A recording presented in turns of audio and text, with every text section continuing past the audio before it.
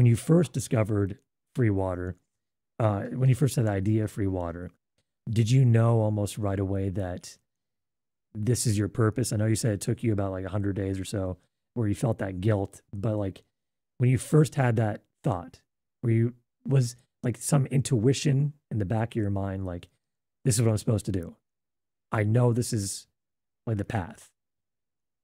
I don't know if we discussed this on the first show or just on our phone calls, but um, before there was free water, there was free taxi. Did we talk about that?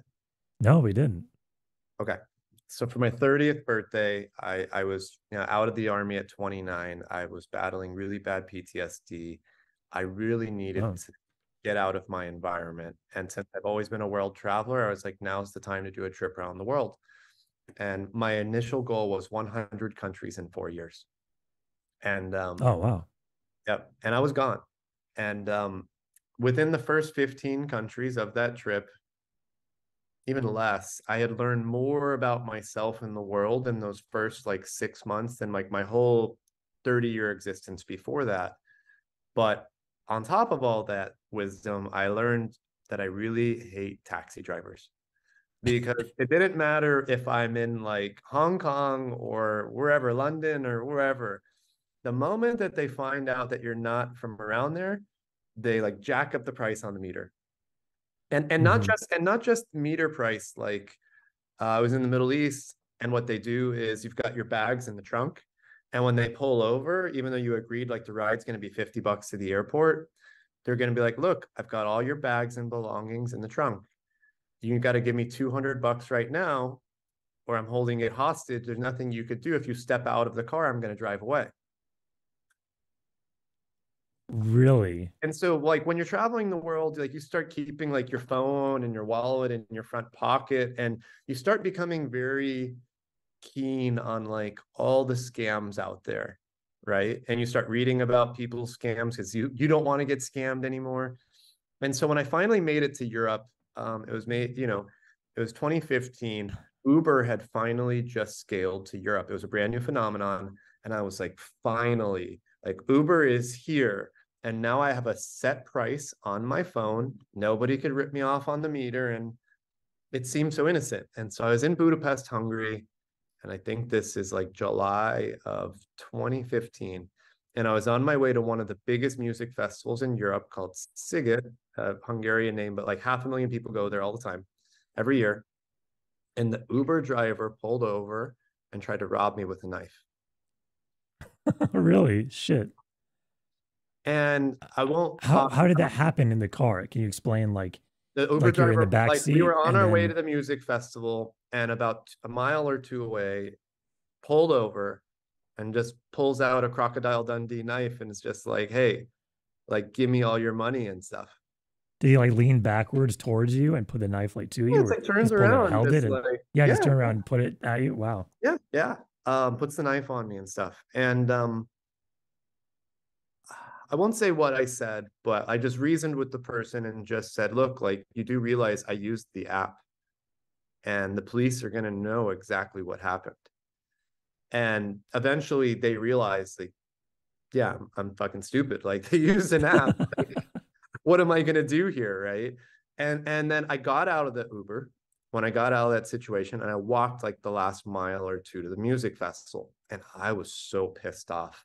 And at that moment, like all of the anger of all of the taxi drivers who had harassed me on that trip and ripped me off and like ransomed my bags. And now the Uber driver, I was like, fuck Uber, fuck the taxis. I don't know how I'm gonna do it, but I'm going to put them all out of business by opening the world's first free taxi company called Free Taxi. And Elon Musk will make the self-driving cars for me. I'm just going to figure out a way to create an innovative advertising platform to cover those costs. And during my trip, I spent like 1 to 3 hours a day working on this. And within a few weeks, I had already solved it. But what I realized is, and this was kind of the most epic part of the journey, free wasn't good enough because there was no moat, there was no water around the castle. Like if I found success, what's preventing Uber, Toyota, Tesla, or anyone from just copying me? So since these are all publicly traded companies, I started superficially examining like the chassis, the infrastructure of their business models and their financials. And I realized the opportunity is going negatively priced, because if I found a way somehow to make my free taxi profitable beyond negative 110, 115% off, those companies were so inefficient that they could not win that long-term war. And so the goal was, I'm going to figure out how to make free taxi negative 150, negative 160 off. And if I fall short at negative 120, I'm in the clear. And within a few more weeks, I figured out how to make it like negative 175% off, but profitable. Then a couple weeks later, I happened to meet a couple of refugees in Rome. And their story was so sad, it compelled me to cancel my trip around the world. And I started this nonprofit organization. And I was still working on my free taxi, and at that point, free flights and free electricity. Those were my first 3 free concepts. But now, speaking with these refugees, it was double eye-opening, because 3/4 of these people expressed that they had left their country because of USA's wars. And I was expecting that, right? All of them said, my house got bombed to the ground. Now I have no home. Here I am walking to a new country, trying to rebuild my life. But then it was that 25% of the other people who had expressed, you know what, I left my country because I didn't have water or food. That started opening my eyes towards the global water crisis and global famine. But I was still so pissed off at the taxis and Ubers that I was like, I'm going to do free water and free food after free taxi, free flights. But also the way I looked at it is, I believe personally, whether you agree or not, a lot of our wars are unjust and they're all fought over oil anyways. So I was like, if I could make electricity free, that could prevent all of our wars. And so I was working on, and then I volunteered for 18 months, actually met my wife while volunteering. We got married. I stopped working on all my cookie free ideas, and we moved to a different country. We're living in Montenegro. And at that time, about 9 months into it, Elon was like, came up on my newsfeed, like, oh, the cars are going to be driving themselves soon, which they still aren't. But like, I was like, you know what? If I don't work on my free taxi, free flights, and free electricity ideas now, it's going to pass me up. And so, and that at that moment was when I got the laptop, taught myself these things. But very quickly, I realized you might not want ads on your Tesla or BMW. BMWs look great. Do you really want Nike swooshes on that, or Airbnb logos? So on the journey of figuring out ways to make your Tesla or Beamer free without putting ads on the packaging or on the car, that's actually when I realized I could make everything free and negatively priced. And then I was filming a commercial for Free Taxi. I had a camera guy, my old friend Zach, and we were in like Times Square. We were at like West Coast, East Coast, college campuses, you name it. Like, hey, Michael, with a microphone, would you take a ride in a free taxi? And then the camera guy is like, dude, like, I need something to drink. We're in Times Square, New York City. And that's when I saw a box of boxed water is better for the first time. Same packaging we use right here. And I looked, have you seen the brand before or not? Which brand is it? Boxed water is better is their name. Mm-mm. It's the ugliest logo you've ever seen in your life. And I was looking and I was like, what a fucking ugly logo. Wait, is the one you've shown? I think I've seen you show it, maybe. Yeah. I'm like, Yeah, what yeah. an Okay, yeah. ugly logo. And like, they're only utilizing like a fraction of the real estate. I was like, why would you?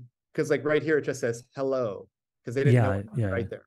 And I was like, why would you waste your real estate? And why would you have that ugly of a logo when you could print anything? And then my mind started working and I was like, yeah, wait, we've had the missing people on the milk carton since the 50s. So like for 60 plus years, you could print photo quality images of people. It's got to be better printing capabilities now.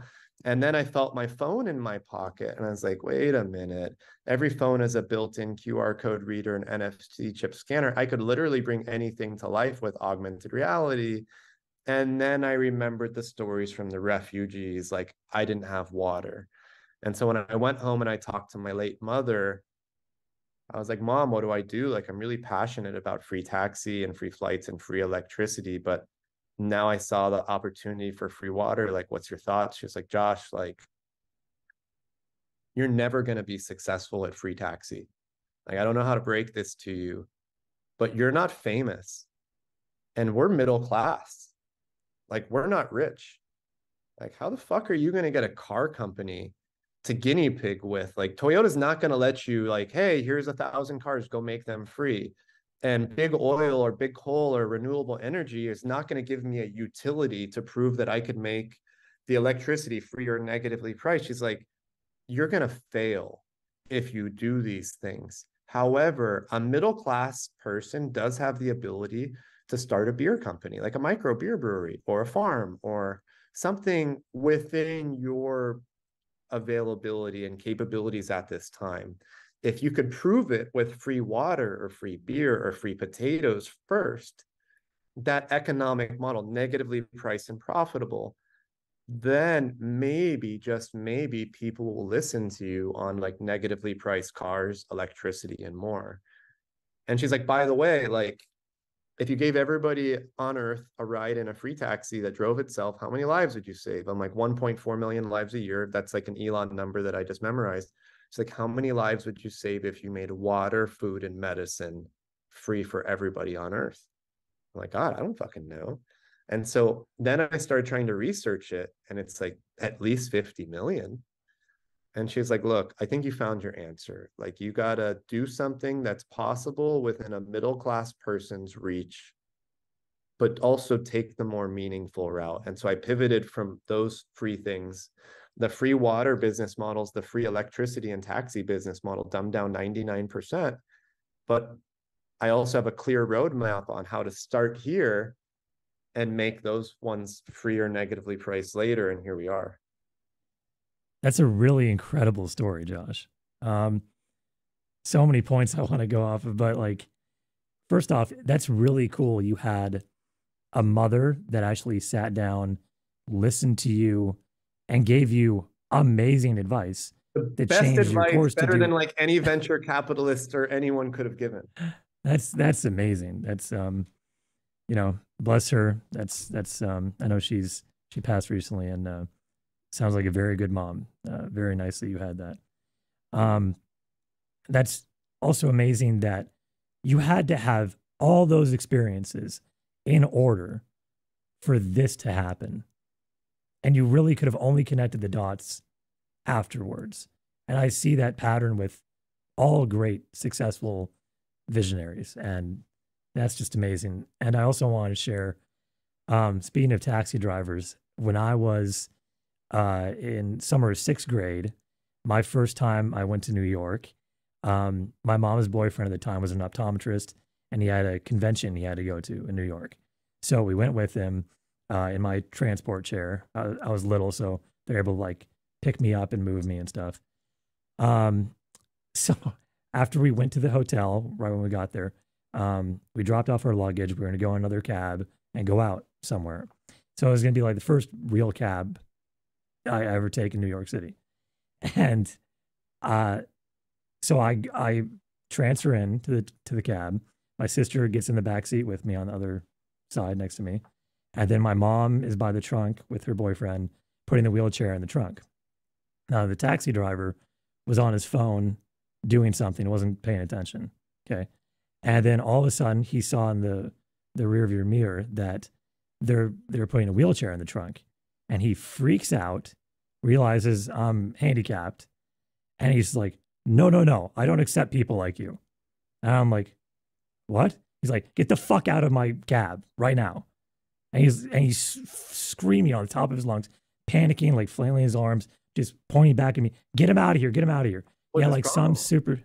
he had some superstition about handicapped people. I don't know. There's a lot of different religions and cultures. I've dealt with this stuff all my whole life. Yeah, yeah. But this one was particularly interesting because, and the bellhop was next to us too, right? Or the person that helps, right, with like hailing cabs and stuff for a hotel. And so he's watching all this happen, and he told my mom, he was like, oh, wait, what's going on? And then her boyfriend saw what was happening too. And so they're trying to take it out. the wheelchair out of the trunk. And then he takes a gun out of the glove compartment. My sister starts screaming. She runs out of the cab and he points it at my forehead and says, "Get the fuck out right now." And my mom's boyfriend at the time, swooped me out and plopped me in the chair, and, the bellhop called 911 and he sped away. And so that was my first experience So if that would in have a happened cab. to you, if that would have happened to you at your current age, maybe you would have been so pissed where you're like, I'm gonna try to all taxis free, and then Yeah. you would be, we would be completely reversed, and you would be the FreeWater guy. And Yeah. Watch full episodes of Chairman of the Board on YouTube and Spotify.